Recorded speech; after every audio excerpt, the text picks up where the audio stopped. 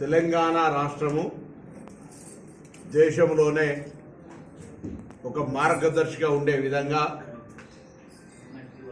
1931 ఆంగ్లేయుల కాలంలో జరిగినటువంటి కులాల పరమైనటువంటి సర్వే తిరిగి తెలంగాణ రాష్ట్ర ప్రభుత్వం మా నాయకుడు రాహుల్ గాంధీ గారి ఆదేశాల మేరకు ఎన్నికల్లో చెప్పినటువంటి విధంగా భారత్ జోడో యాత్ర సందర్భంగా కేంద్రంలో అధికారంలోకి వస్తే కేంద్ర వ్యాప్తంగా, రాష్ట్రాల్లో అధికారంలోకి వస్తే రాష్ట్రాల్లో మేము కుల సర్వే చేసి చూపెడతామనే మాట చెప్పిన దాని ప్రకారంగా ఈరోజు తెలంగాణ ప్రభుత్వం రాష్ట్ర ముఖ్యమంత్రి రేవంత్ రెడ్డి గారు, ఉప ముఖ్యమంత్రి బట్టి విక్రమార్క గారు, sub committee chairman Uttam Reddy గారు, గౌరవ సహచర కేబినెట్ సభ్యులు, పిసిసి అధ్యక్షులు మహేష్ కుమార్ గౌడ్ గారు, అదేవిధంగా మొత్తం యావత్ పార్టీ పక్షాన నిర్ణయం తీసుకొని ఫిబ్రవరి 4, 2024 నాడు కేబినెట్ తీర్మానం చేసుకొని మీ హుస్నాబాద్ బిడ్డగా రాష్ట్ర మంత్రిగా 16వ తారీఖు 2వ నెల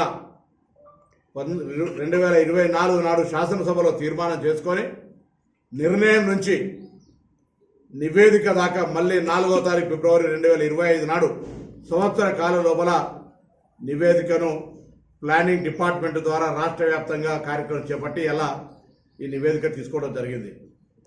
నేను ప్రత్యక్షంగా భాగస్వామిని, రాష్ట్ర బలహీన వర్గాల శాఖ మంత్రిగా జరిగిన పరిణామాలన్నీ కూడా కేబినెట్ నిర్ణయాలు కావచ్చు, శాసనసభలో తీర్మానం ప్రవేశపెట్టిన వ్యక్తిగా ప్రభుత్వంలో జీవో ఇచ్చి ప్లానింగ్ బోర్డు తోటి చేయమని చీఫ్ సెక్రటరీ గారికి ఆదేశాలు ఇచ్చి అందరి కలెక్టర్లతో సహా జిల్లా వారీగా సమీక్షలు నిర్వహించి ఈ యొక్క పర్యవేక్షణ సమాచార సేకరణకు 150 ఇండ్లకు ఒక చొప్పున గ్రూపింగ్ చేసి రాష్ట్ర వ్యాప్తంగా దాదాపు 85,000 ఇండ్లకు సంబంధించిన 150 ఇండ్ల గ్రూపులను చేసి పర్యవేక్షకులను పెట్టి ప్రతి 10 మంది పర్యవేక్షకులకు ఒక సూపర్వైజర్నిచ్చి ఆ సూపర్వైజర్తో పాటుగా మండల స్థాయిలో ఒక సమన్వయకర్తనిచ్చి జిల్లా స్థాయిలో అడిషనల్ కలెక్టర్లు, కలెక్టర్ల నేతృత్వంలో రాష్ట్ర స్థాయిలో ప్లానింగ్ బోర్డుకు సంబంధించినటువంటి ప్లానింగ్ డిపార్ట్మెంట్కి సంబంధించినటువంటి సందీప్ సుల్తానియా గారు, వారికి తోడుగా హైదరాబాద్ కలెక్టర్ అనుదీప్ గారు,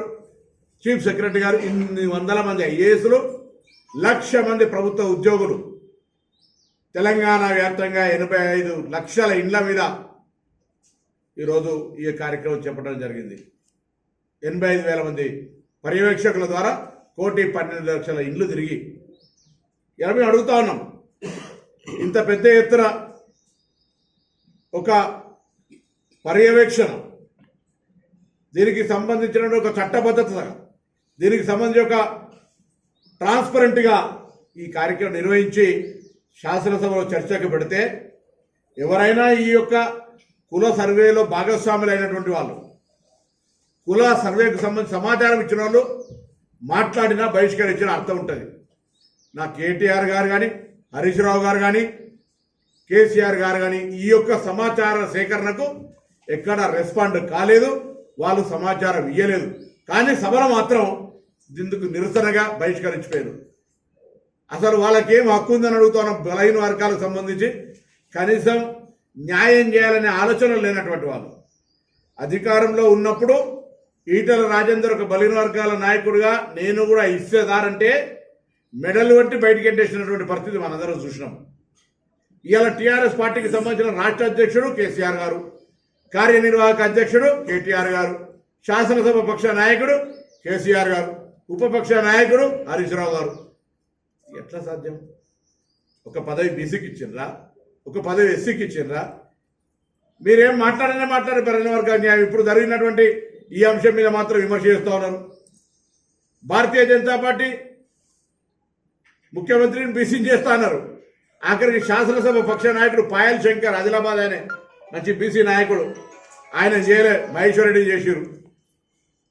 వాళ్ళ పార్టీ అంతర్గతం కావచ్చు, కానీ ఆ పార్టీకి బలహీన వర్గాల గురించి మాట్లాడే హక్కు లేదు. ఎందుకంటే కేంద్రంలో నరేంద్ర మోడీ గారి నాయకత్వంలో మేము కులగణన చేయమని సుప్రీంకోర్టులో అఫిడవిట్ ఇచ్చిన వాళ్ళు వీళ్ళంతా.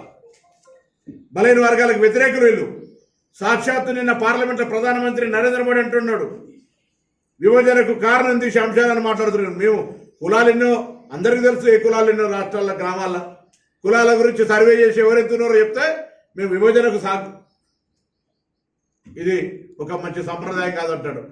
అసలు దేశంలో మతం పేరు మీద ఒక అనేకమైనటువంటి విధ్వంసాలు సృష్టించి ఓట్ల రాజకీయం కొరకు వాడుకుంటుంది మీరు. గ్రామ గ్రామాల రామాలయం ఉంటుంది. మీరు ఒక రామాలయం నిర్మించి దాన్ని రామాలయం నిర్మిస్తే తప్పలేదు. దానికి సంబంధించి అందరు దేశవ్యాప్తంగా అందరు చందాలు ఇచ్చారు. దాని ఏదో ఎన్నికలకు వాడుకునేటువంటి పరిస్థితి జరగడం, ఈ విధంగా చేసి మీకు బలహీన వర్గాలకు సంబంధించిన అంశం మీద మాట్లాడే హక్కు లేదు. ఇక సర్వేకి సంబంధించిన బీసీ మేధావులు, బీసీ ఉద్యమకారులు, బీసీ విద్యార్థి నాయకులకు నిన్న కూడా విజ్ఞప్తి చేసినా, రేపు హైదరాబాద్ దగ్గర వాళ్ళందరినీ ప్రత్యక్షంగా కలుస్తా ఉన్నా. నేను ఒకటే కోరుతున్నా మీ అందరికీ, ఇలా తెలంగాణ యావత్ ప్రజానికానికి 1931లో ఈ కుల సర్వే జరిగింది. 2011లో జనాభా లెక్కలు జరిగినాయి. 2021లో జరగాలి, కరోనా వల్ల జరగలే. అది ఇప్పటి వరకు కేంద్ర ప్రభుత్వం మనం జరపలేదు. ఆ యొక్క జనాభా లెక్కలలో బీసీల లెక్క కూడా తీయమని రాహుల్ గాంధీ డిమాండ్ చేస్తుండు. రాహుల్ గాంధీ డిమాండ్ను నీ కులం ఏదో చెప్పమని ఉల్టా ఆయనను విమర్శిస్తున్నారు. రాహుల్ గాంధీ అంతే ధైర్యంగా పార్లమెంట్లో చెప్తుండ్రు, ఒకనాడు ఇదే పార్లమెంట్లో ఈ జనగణన జరుగుతుంది, ఈ జనములో ఎవరెంతో వారికంతా స్పష్టంగా చెప్తా ఉన్నాడు. సుప్రీంకోర్టు ఆదేశాల మేరకు 50% ఒక నిబంధన ఉంది. దాన్ని కూడా జనాభా ప్రకారం ఎత్తేయాలని చెప్తున్నాడు రాహుల్ గాంధీ. ఇంత దమ్ముండి మాట్లాడుతున్న పార్టీకి సంబంధించిన వాళ్ళం ఇలా తప్పు చేస్తామా? మా నాయకునికి వ్యతిరేకంగా ఆలోచించి ఇంత పెద్ద 160 కోట్లు పెట్టి 1,00,000 మందిని ఉపయోగించినటువంటి సమాచారం తప్పు చెప్తే మాకు వచ్చే లాభం ఏంది? అసలు నేను అడుగుతున్న ఈ పార్టీలని మేధావులందరినీ, ఈ యొక్క సమాచారం ఇప్పుడు ఒకటి కనీసం ఏది ఎంతోనో ఒక మాట అనేది వచ్చింది కదా, 56% బీసీలను వచ్చింది కదా. సమాచారం తప్పు చెప్తే మాకు వచ్చే లాభం ఏంది? అసలు నేను అడుగుతున్న ఈ పార్టీలని మేధావులందరినీ, ఈ యొక్క సమాచారం ఇప్పుడు ఒకటి కనీసం ఏది ఎంతోనో ఒక మాట అనేది వచ్చింది కదా, 56% బీసీలను వచ్చింది కదా. 56%లకు సంబంధించి ప్రభుత్వం ఒక నిర్ణయం తీసుకొని ఒక విధానంగా మారి మన ముందు ఉన్నది. ఈ విధానానికి నిధులు కేటాయించుకొని ఏ విధంగా మార్గదర్శకత్వం రోడ్ మ్యాప్ క్రియేట్ చేసుకొని సప్లాన్ అడుగుతామా, 56%కి అనుగుణంగా నిధులు కేటాయించమని అడుగుదామా, మన వర్గాల్లో నిరుద్యోగ యువతకు ఏదైనా ఉపాధి లేదా శిక్షణ ఇవ్వని అడుగుదామా? దాని కొరకు ఆలోచన చేయండి. ప్రభుత్వం గురించి మనం పోయి మాట్లాడదాం. ప్రభుత్వంలో ఆ రకమైనటువంటి సరళి తీసుకోపోమని ఈ పరిస్థితులలో మనమే దాన్ని వ్యతిరేకిస్తున్నాం. ఏం తప్పదు. అసలు ఈ దేశాలు ఇప్పుడు కుల సర్వేనే కాకపోతే తక్కువ చూపెడితే ఎవరికి వచ్చే లాభం ఏమున్నది? అరే ఇప్పుడు వచ్చిన శాతంకైతే న్యాయం జరిపి కదా ముందు. ఇప్పుడు వచ్చిన శాతంకు నిధులు కేటాయించే విధంగా ఈ ప్రభుత్వాలు ఏ ప్రభుత్వం ఉన్నారో భవిష్యత్తులో కూడా ఇలా ఎస్సీ ఎస్టీ సబ్ ప్లాన్ చట్టబద్ధత తెచ్చినట్టుగా దీనికి కూడా అదే దిశలో కార్యాచరణ తీసుకోవడానికి ఎందుకు ప్లాన్ చేయరు మీరు? ఇంతకుముందు అంకెలు లేవు, ఇప్పుడు అంకెలు వచ్చినాయి. వాళ్ళు నీళ్ళు మాట్లాడుతారు. చంద్రశేఖరరావు గారు చేసినటువంటి కుల సర్వేకి సంబంధించి ఆనాడు చెప్పినటువంటి దానికంటే తక్కువ ఉన్నాయి. అరే కుల సర్వే అసెంబ్లీలో పెట్టిండ్రా? కుల సర్వే క్యాబినెట్లో పెట్టిండ్రా? కుల సర్వే ఏ చట్టబద్ధత వచ్చింది? కుల సర్వే ఉందని జిఏడి ఏమైనా జీవో తెచ్చిందా? కేసీఆర్ ఇంటికే పరిమితమైనటువంటి కుల సర్వే, సకల కుటుంబ సర్వే ఎన్నడూ బయటికి దేక సమాచారం అవనికి ఏక ఇప్పుడు దా లెక్క కంటే ఇప్పుడు తక్కువ ఉన్నదని చెప్తున్నారు. దానికి నిబద్ధత ఏంది? ఒక్కరోజు బొంబాయిలో ఉన్నాడు, దుబాయ్లో ఉన్నాడు, రాకపోతే చచ్చిపోయినట్టు అంటే అందరు ఉరికొచ్చి నెంబర్ ఇచ్చారు. ఎవరితో సర్వే చేయించినాం? చదువుకునే పిల్లగాళ్ళతోటి, రోడ్డు మీద ఉండేటోళ్ళతో, ఎవరు పడితే వాళ్ళతో చేయించినాం. మేము ఇలా గ్రామ ప్రభుత్వ ట్రెజరీకి సంబంధించిన బాధ్యులైనటువంటి ప్రభుత్వ ఉద్యోగులతోటి, టీచర్లు ఒప్పుకోకపోతే టీచర్లకు సంబంధించి సంఘాలను పిలిచి అయ్యేది ఒక మంచి సమాజ మార్పుకు తీసుకుంటున్న కార్యక్రమం మీరు సహకరించమని అడిగినాం. పాపం వాళ్ళంతా సహకరించారు. ఒత్తిడి వెంటనే రోజు 7-8 మాత్రమే చేయమన్నాం. ప్రతి పర్యవేక్షకునికి 10,000 రూపాయల ఆనరోరియం ఇచ్చినాం. లేబర్ కింద అటుగానే పని చేయించుకోవాలి. కంప్యూటర్ ఆపరేటర్లను పెట్టినాం. డాటా ఎంట్రీని 36,000 మందిని కదా, ఇంత వేల మందిని పనిచేయించి మూమెంట్ చేస్తే దీని మీదనే శాంటిటీ లేదని విమర్శిస్తారు మనోళ్ళు కూడా. ఈ వర్గాలు ఎవరికైతే న్యాయం చేయాలో వాళ్ళకి న్యాయం చేయించే విధంగా ప్రశ్నించాల్సిన వాళ్ళు పోయి ఎదుటివాడిని నీ పార్టీ చేస్తలేదు అని వాళ్ళ ముందర ధర్నా చేసినట్లు. ఈ చర్య జరిగేటప్పుడు నేను కూడా హుస్నాబాద్లో కొన్ని ఇళ్ళకి పోయినా, మీ అందరికీ తెలుసు. ఆ సందర్భంలో మాట్లాడాను. ఏమడిగినా మొన్నటిదాకా బీసీ సంఘాల వాళ్ళు, బీసీ మేధావులు ఎప్పుడు చేస్తారు అని అడిగారు. చేస్తుంటే అందరు పోయి ఎక్కడెక్కడో ఉన్నారు.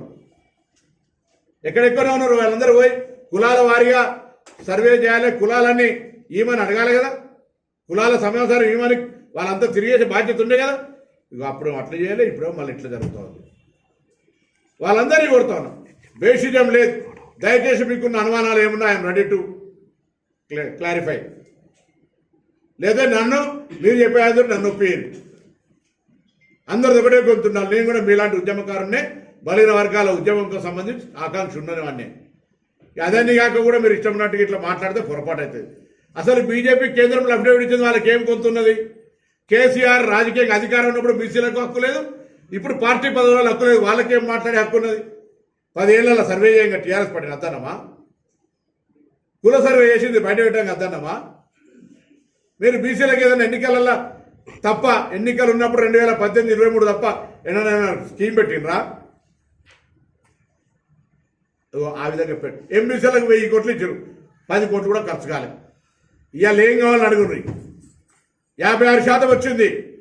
ఈ 56% వచ్చిన దానికి ఏం న్యాయం చేయాలి, ఎన్ని నిధులు కావాలో ప్రభుత్వానికి ఒక మార్గదర్శకత్వం చేయాలి. మేధావులందరూ, రిటైర్డ్ ఐఏఎస్లు, రిటైర్డ్ ఐపీఎస్లు, జడ్జిలు, మాజీ మేధావులు, ప్రొఫెసర్లు, ఉద్యమకారులు, సంఘ నాయకులందరికీ హృదయపూర్వకంగా విజ్ఞప్తి చేస్తా ఉన్నా.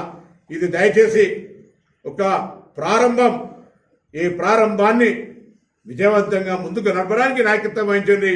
మీ అందరి ఆకాంక్షలకు అనుగుణంగా, పోరాటానికి అనుగుణంగా రాహుల్ గాంధీ గారు స్పందించి దేశవ్యాప్తంగా రావాలనే విధంగా చేపట్టిన ఈ కార్యక్రమంలో తెలంగాణ రోల్ మోడల్ అయితే, తెలంగాణను కూడా అపహాస్యం చేసి తప్పు పడితే భవిష్యత్తులో ఏ రాష్ట్రం కూడా చేయడానికి ముందుకు రాదని, చేస్తే వాటికనే ఇల్లు ఎవరో మళ్ళీ విమర్శలు చేస్తున్నారు అనేటువంటి విధానం వస్తుంది. కాబట్టి దయచేసి నేను అందరినీ కోరుతా ఉన్నా, కోపం ఉంటే తర్వాత సంగతి, అంతర్గతంగా విభేదాలు, నాయకత్వంగా ఏమైనా ఇష్యూస్ ఉంటే తర్వాత సంగతి. ఇప్పుడు ప్రకటింపబడ్డ 56% బలహీన వర్గాలకు తెలంగాణ ప్రభుత్వం నుంచి రోడ్ మ్యాప్ ఇచ్చే విధంగా కార్యాచరణ తీసుకొని మనం ప్రభుత్వం దగ్గరికి వెళ్దాం. మీతో కలిసి రావడానికి సిద్ధం.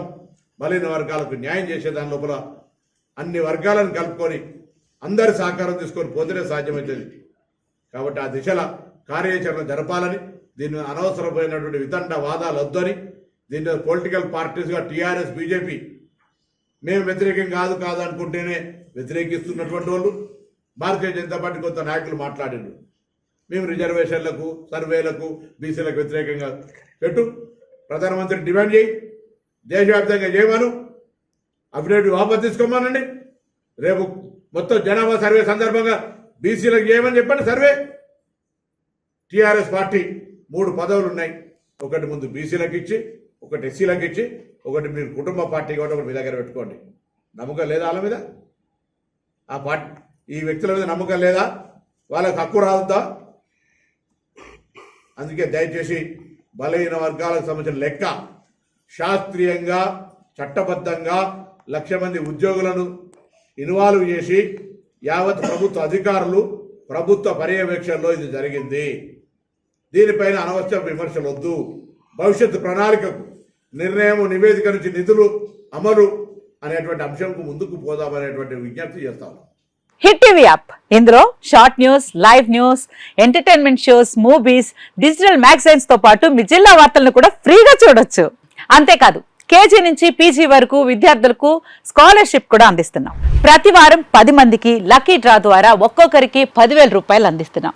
ఇంకెందుకు ఆలస్యం, వెంటనే హిట్ టీవీ యాప్ ని డౌన్లోడ్ చేసుకుని ఫ్రీగా ఎంటర్టైన్మెంట్ పొందండి. Hit TV app. Hit TV app. Please download hit TV app. Hit TV app ని ఫ్రీగా డౌన్లోడ్ చేసుకుని ఎంజాయ్ చేయండి. మీకు నచ్చిన ఎంటర్టైన్మెంట్ కోసం హిట్ టీవీ యాప్ ని ఫ్రీగా డౌన్లోడ్ చేసుకుని ఎంజాయ్ చేయండి. హిట్ టీవీ యాప్ ని డౌన్లోడ్ చేసుకుని ఆస్వాదించండి, ఆశీర్వదించండి. ఇంతమంది సెలబ్రిటీలు హిట్ టీవీ యాప్ ని డౌన్లోడ్ చేసుకోండి అని చెప్తున్నారంటే ఎంత మంచి యాప్ ఆలోచించండి. అమెరికా అమెరికా అమెరికా అమెరికాలో చదవాలనుకునే వాళ్ళకి విశ్వసనీయమైన పేరు మన శౌర్య కన్సల్టెన్సీ.